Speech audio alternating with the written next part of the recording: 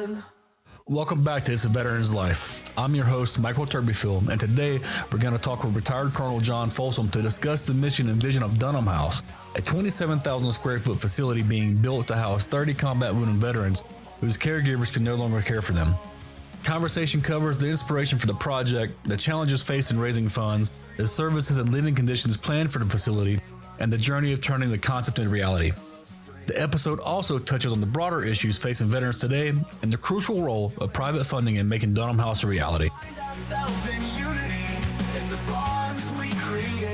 Hey, John, did you make it in? Yeah, it's probably easier to get into Fort Knox than to log onto Zoom. What can you tell me about Dunham House and its mission? Well, the mission is pretty straightforward. We're building a 27,000 square foot facility to house 30 combat wounded veterans whose parents can no longer take care of them at home. And that's the mission. What kind of led you to start that project? Well, it was led to the project because it's necessary. It was something that I had come across several years ago, that we have combat wounded veterans who, after release from the hospital, ended up going home. And in many instances, their parents were their caregivers. They were the ones who took care of their daily needs, and they lived at home. And again, as we could understand very easily, that parents do get older, and at some point, those parents, the parents of these young combat wounded soldiers and Marines, will no longer be able to care for their sons and daughters. Okay. Yeah, because as we all know, we all get older and we're not able to do the things we once could. So that's definitely something that I'm sure is on a lot of vets' minds that have caretakers. Exactly. No. And so that's pretty much the entire mission of the Dunham House. It was given to you by an idea of a soldier that you was visiting the hospital, or a Marine, excuse me? Well, it was a soldier, a young soldier from the 2nd Infantry Division who was wounded in combat in Ramadi. Suffered a blast injury to his head, which afflicted him with traumatic brain injury to the point where he's basically bedridden for the rest of his life. And his mother has to take care of him. And I thought he was an inspiration, because I had to go through what went through my mind was going to happen to him when his mother's no longer able to take care of him. So that was the epiphany right there in the hospital. Yeah, I can understand that. And I'm sure it's been a pretty long road going from conception to, it looks like you guys are starting groundwork here soon. Yeah, well, this spring.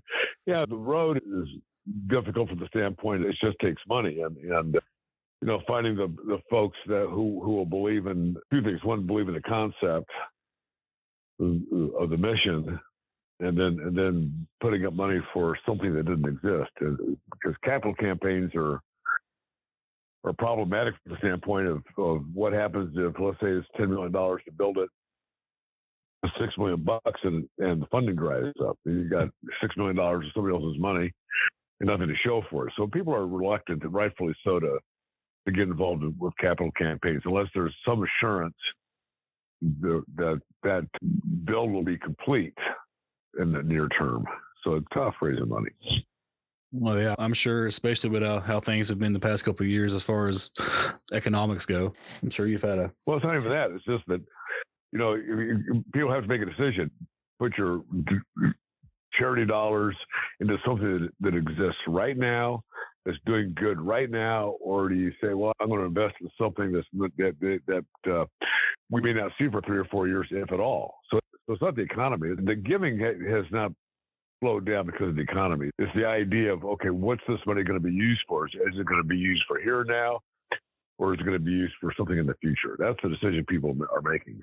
Right. That makes a lot more sense. Definitely, you're right. The economy, if we're in a depression, charitable giving is going to go down, as opposed to if we're in a situation where the economy is rip roaring and going like gangbusters.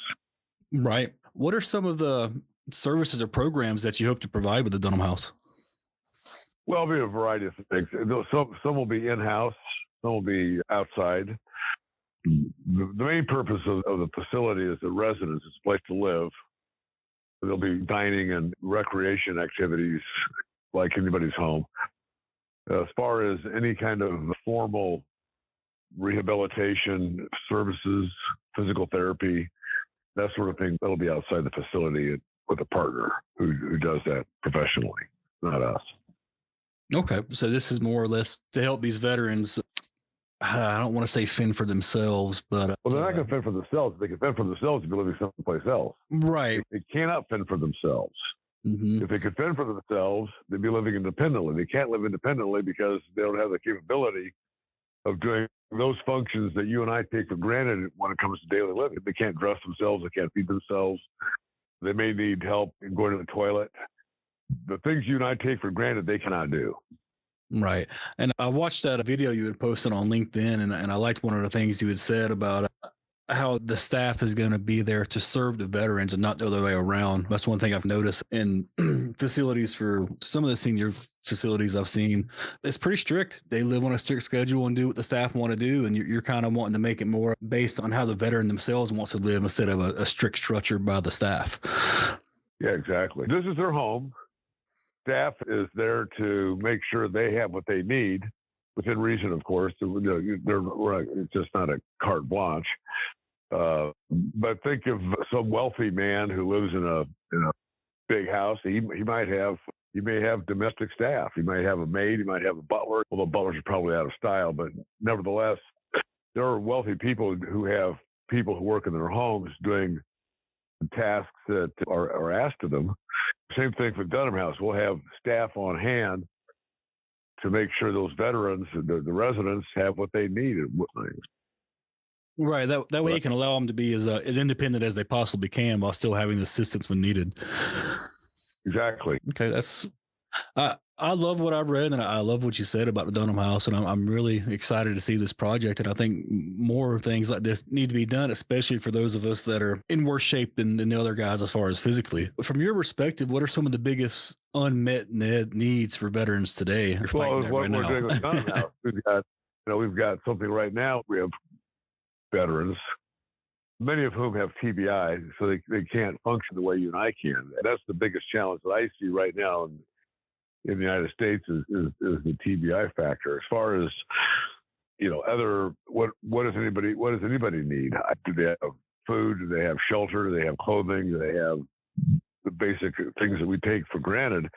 I think most veterans have that. We have a situation just because the way it's structured is that the VA does not provide, at least to my knowledge, does not provide long-term residence to take care of veterans. Now the states have that. There are state veterans facilities that will allow veterans to come live with, and not necessarily combat wounded. They're all over the United States. But you have a situation where you have a large building, a big footprint, maybe hundreds and hundreds of veterans in a facility. I'm not saying the facility isn't nice, but we're offering with 30 veterans at 27,000 square feet is probably a lot more focused on each veteran from a staff to resident ratio. Right. And the living conditions, I'm not saying they're better, but they're going to be more personalized.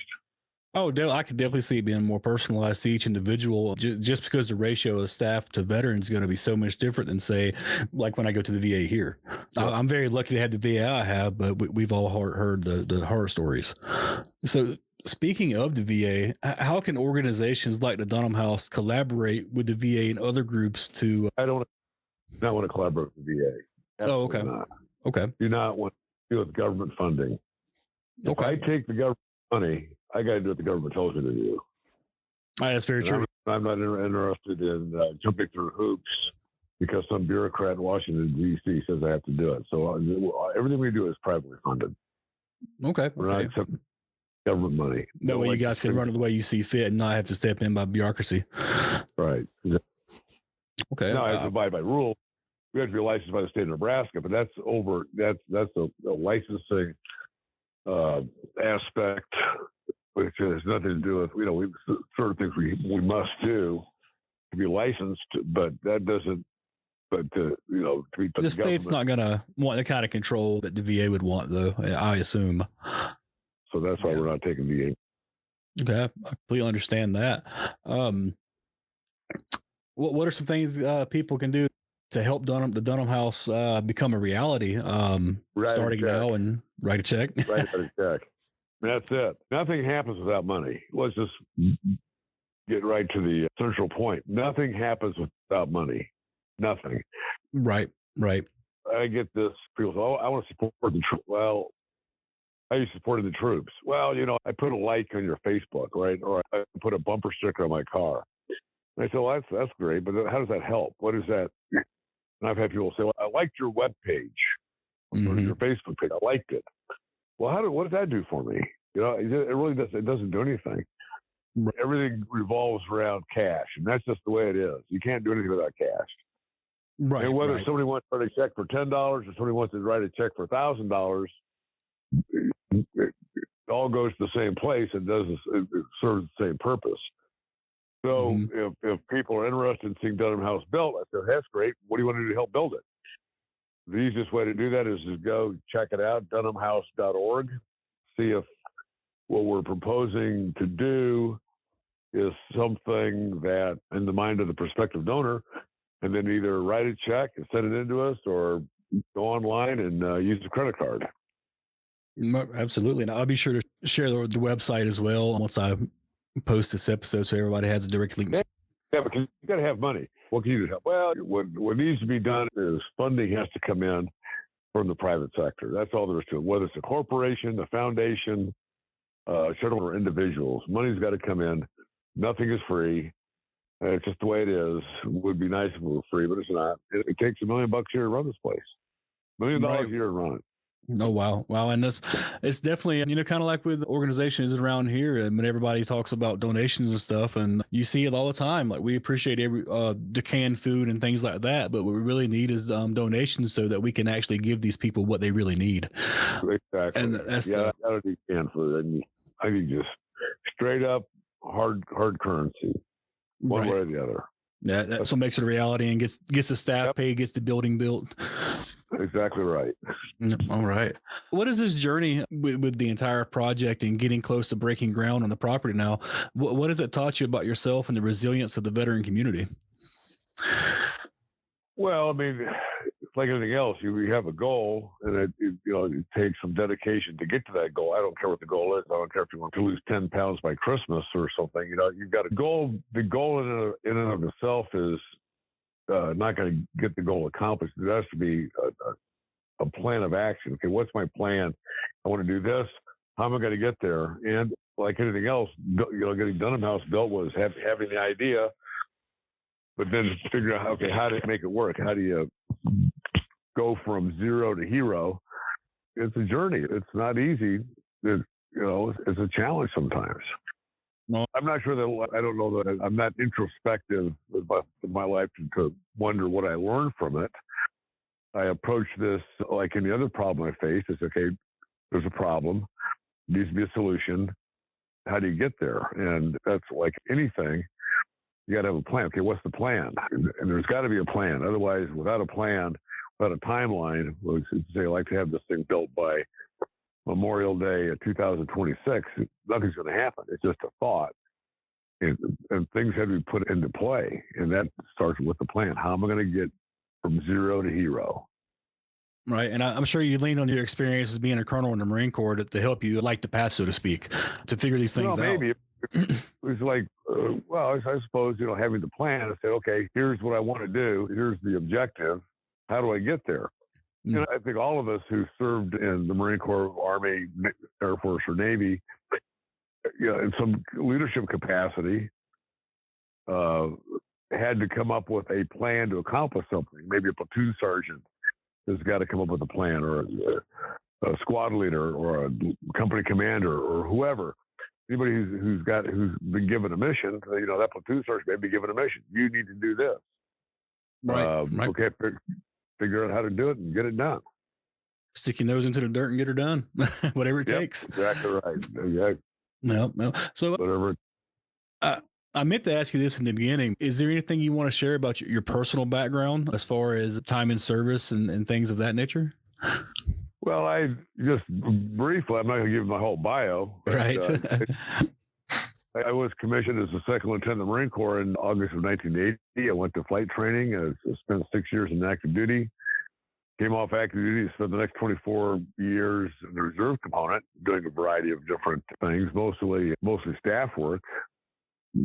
Every officer is going to do staff work. So I served in all levels of the organization, from battalion levels, regimental levels, division. I've been blessed to have seen and done a lot of different things in my career. That's awesome. When they say the military offers you a lot of opportunities, they're not kidding. That's for sure. No, there are a lot of opportunities. It just depends on, luck of the draw sometimes. But I've been very, very fortunate. I think I count myself lucky to have had the bosses that I've had, to have the assignments that I've had. Luck has a lot to do with it. We have to make our own luck sometimes, but I have been fortunate. No doubt about it. That's true. The luck does play a part in life, but at the same time, you got to have the drive to make things happen that are thrown your way. Exactly right. So if you could share one message with veterans or their families who may be struggling, what would you say? Well, I think it takes courage to be a veteran. There are a lot of different veterans.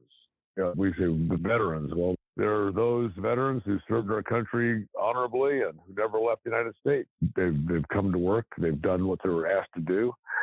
You've got veterans who had multiple deployments to Iraq or Afghanistan who were wounded severely or not. So I had to say, okay, what veteran are you talking about? You're talking about the veteran who had 5 or 6 deployments to Iraq, left his family multiple times, and was just flat worn out. You're talking about the veteran who spent 4 years in active duty at Offutt Air Force Base in my home. Yeah, because I really looked at it as at that point. I understand where you're. Those veterans don't deploy. Most veterans, quite frankly, have a 8-to-5 job. Let's be honest. They go to work, go by any major base and stand by the front gate, and people flow in at 8 o'clock in the morning. They're flown out at 1700. They go home to their families, and that's their life. I'm not saying that's bad. I'm not saying it's good. That's just the way it is. And again, to compare that veteran with somebody who had 4 or 5, 6 deployments to Iraq or Afghanistan over the course of 12 years, that's a different story. So we got to say, what veteran are we talking about? What veteran is struggling? What veteran family is struggling? And I said, well, I don't know. We tend to lump in all veterans into one pot without making a distinction about, okay, what veteran are you talking about? Right. So it has. Oh, absolutely. My opinion, I got out easy. There's a lot of people that had it way, way worse than I did. And I don't say I can change that one bit, but then you got other people out there that absolutely think that theirs is the only one that mattered, Well, I see that. I've traveled the country quite a bit, and I see people who are standing there, with a sign, veteran need help. He's got a sign out, veteran needs help, homeless veteran. And I talked to him. I said, you're homeless. What's going on here? You're in the Army, Marine Corps, whatever. Did you learn about self-discipline and self-reliance? And, oh, yeah, but so, there are problems. But the problems, I will tell you, for the most part, started before that individual raised his right hand to swear to defend the Constitution of the United States against all enemies, foreign and domestic. There were people who entered the service who were troubled, and being enlisted, for example, didn't make them any better, unfortunately. So, so I see veterans who are, homeless. I'll put that in quotation marks. A homeless veteran is like anybody else. There's probably an underlying cause to that homelessness, and they've got to have treatment, of course. I'm not sure that being a veteran in and of itself made them that way. I don't think so. I think people, had a problem when they enlisted. And again, nothing changed in the 4 years that individual may have spent on active duty. Nothing changed. And so when he came off active duty, he just kind of reverted back to the way he was before he enlisted. That's not unreasonable. That's just fact. Right. Yeah, a lot of the guys don't hang on to the lessons that they learned, and that's not exclusive to veterans. I think that's just in general. No, I didn't say it was. Oh, no, I'm not saying. Yeah, their veterans are really no different than anybody else if you think about it. Right. They had different jobs. So if the veteran, for example, was that I don't know, pick a base, Lewis McCord. You know, he's up there and he serves 4 years doing whatever he's doing, never deployed, just would come and go to work. He may have been prior to enlisting had problems. One way or the other had problems, and the problems may or may not have been dealt with by the Army in this example. But I'd be interested in looking at those veterans who are having problems. You know, we've never really done a study that I know of that would look at all the markers. In other words,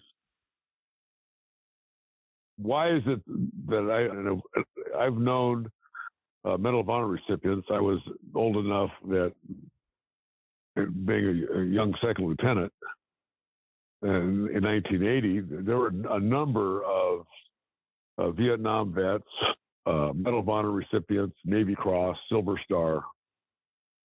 And I remember a guy named George Christmas, who retired as a lieutenant general of the Marine Corps. You know, you can look him up. He was company commander in Way City, severely wounded. And he carries a scar on his left cheek. It's a huge scar from a wound he received. He received the Navy Cross. One of the nicest men you'll ever want to meet. One of the nicest people, easygoing. Another friend of mine who's a Navy Cross recipient from Khe Sanh is Ken Corco. Ken Corco killed the Vietnamese with an entrenching tool. Nicest guy you'd ever want to meet. Mm-hmm. And these are hardened combat veterans. And I have to ask, okay, so why are they different? What makes them different from somebody else who has problems? They're different human beings, I suppose. Right.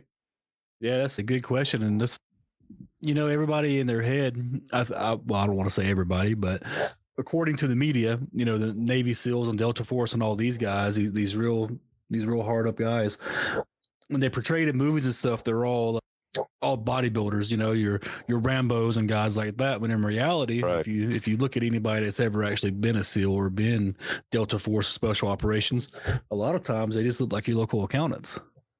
Well, they're probably extraordinarily good shape. I mean, mm-hmm. you're not going to go through BUDS training in San Diego and not be in good shape. Matter of fact, they've even got a prep course for those folks. They've got, a lot of Americans aren't in shape the way that we used to be, but, and they've got a prep course to get them ready to go to the SEAL. I mean, I've been in that water in Coronado. It's cold. And if you can tell me that you're not in shape to be able to sustain yourself in those waters for the type of swimming they have to do, you have to be insane to think they're not in shape.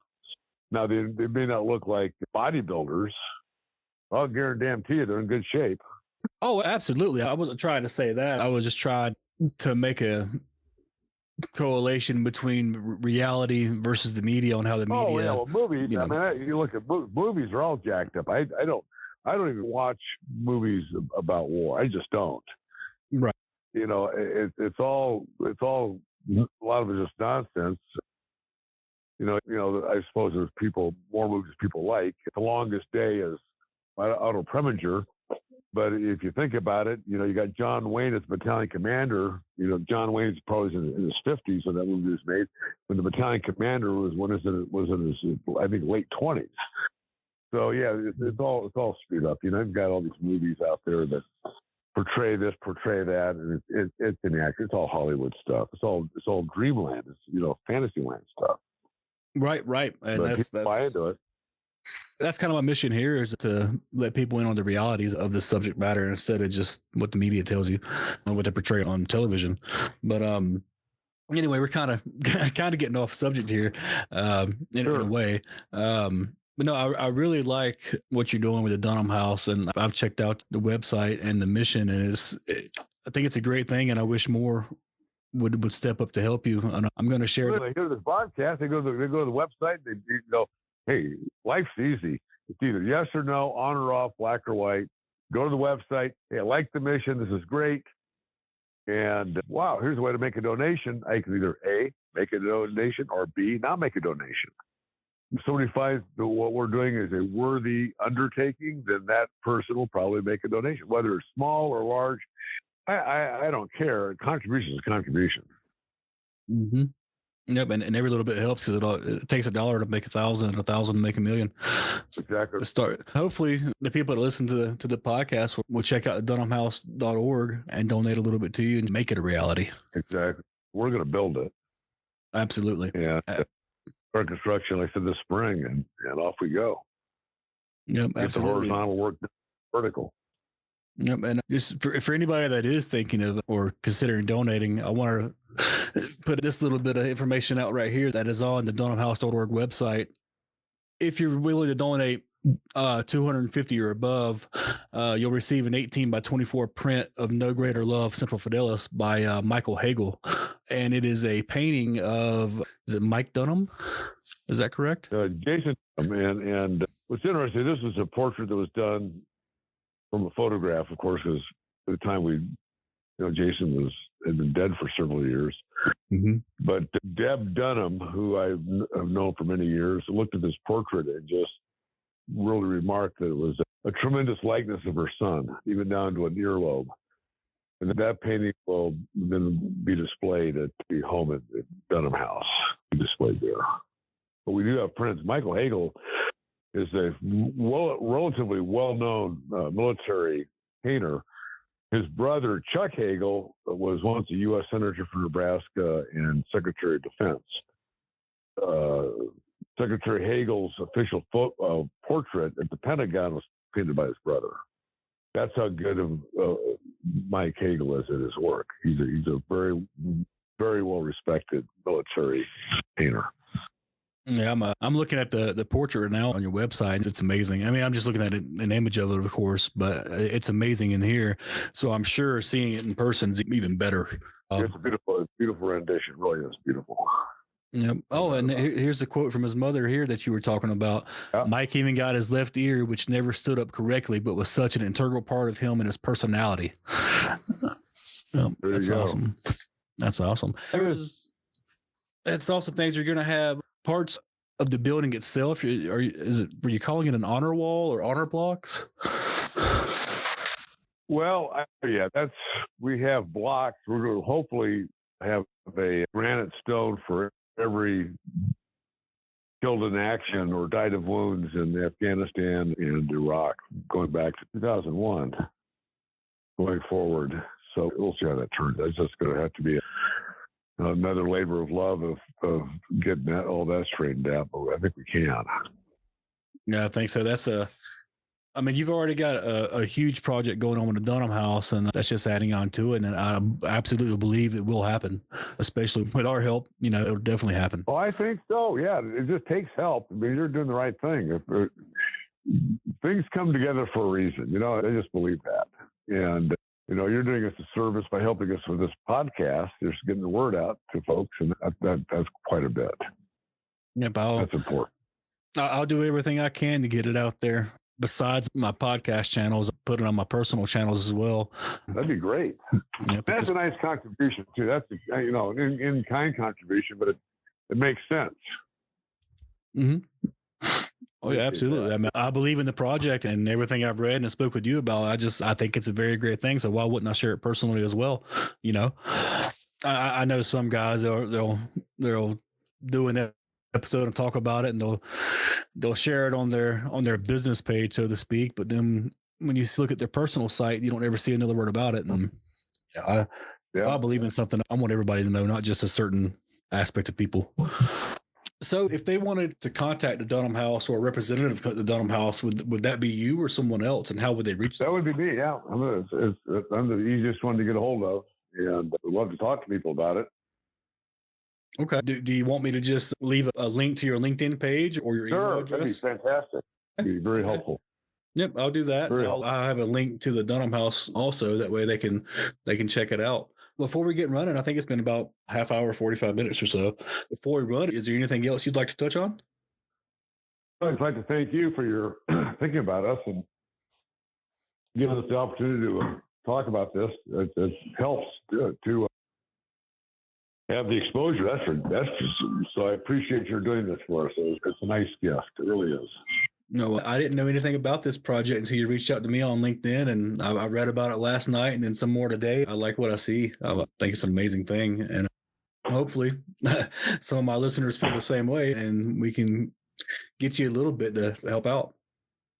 Well, I appreciate that very much. And also, the Dunham House is going to be located in Omaha, Nebraska. Right in the middle of the. Yeah, that's pretty much the crossroads. Let's see, Omaha, that'd be on I-80. I remember, right? Yeah. Okay. Well, hopefully this gets out and gets a little bit of financial flow your way and helps it wherever you need it. I appreciate your interest, and God bless you and all your listeners. No, thank you, sir. It was nice speaking with you, Colonel. Right. Thank you. Take care. Thank you for joining us on It's a Veteran's Life. Remember, every story shared strengthens our mission to support those who served and their families. Stay connected, stay strong, and know you're never alone. Until next time, take care and keep the mission alive. We stand in the light or darkness. We love our land and what we're fighting for. We will never back down for what's right. A safe nation and a happy home. Oh, we stand out brave and tall. In the name of love and honor, we stand brave. Thanks for your support. The scars may run deep, but they tell a tale of strength, of courage and of love that goes to any length. We find ourselves in unity, in the bonds we create, in the echoes of the past we shape our fate. We stand in the light, no longer in the dark. With every story shared, we ignite a spark. For the ones who served and the families who stayed, in the name of love and honor, we won't be swayed. We'll march on together through the trials and the pain. For every story shared, we ignite a spark. For the ones who served and the families who stayed, in the name of love and honor, we won't be swayed. We stand in the light, no longer in the dark. With every story shared, we ignite a spark. For the ones who served and the families who stayed, in the name of love and honor, we won't be swayed. We'll march on together through the trials and the pain. For every story shared, we ignite a spark. For the ones who served and the families who stayed, in the name of love and honor, we won't be swayed.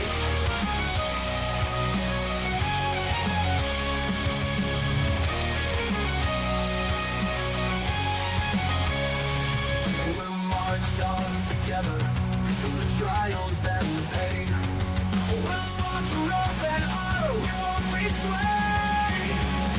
In the end, we'll rise above. In the end, we'll find our love. For the veterans and their families, we'll spread the word in this strong fight.